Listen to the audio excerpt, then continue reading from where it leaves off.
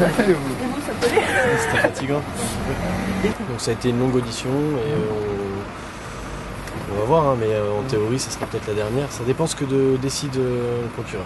Il lui reproche ce qu'il y a dans la lettre de la plaignante.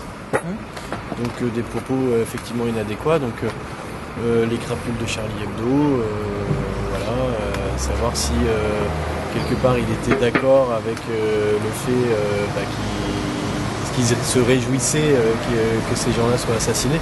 Évidemment, vous avez la réponse que non. L'infraction d'apologie d'acte de terrorisme, elle n'est pas constituée, mais de toute manière, c'était plus, vous savez, une audition pour savoir qui ment, qui dit quoi. C'était un poker menteur. Hein. On a aussi des étudiants qui sont vraiment en soutien sur M. Chazran en disant mais non, il n'a jamais dit ça, puis d'autres qui disent bah si, il a dit ça. Donc on est vraiment sur une enquête qui est malheureusement compliquée, même pour les officiers de police judiciaire. Hein. C'est-à-dire qu'aujourd'hui, c'est entre les mains du procureur.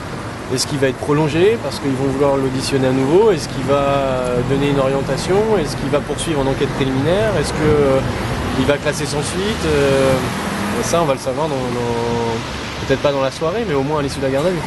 Donc il peut y avoir aussi un appui des amis, donc tout le monde se met d'accord, et puis de l'autre côté un peu l'anti-Chazran versus le pro-Chazran. Donc même pour l'enquête judiciaire, ça devient, excuse-moi du terme, mais je crois que c'est le terme, un bordel.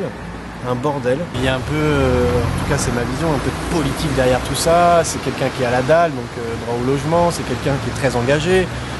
Donc forcément on a l'impression que M. Chazran, voilà, c'est un peu la personne qu'on a envie de voir, qu'est-ce qui se passe, mais c'est sa première garde à vue. Hein. C'est très important de le signaler, c'est sa première garde à vue.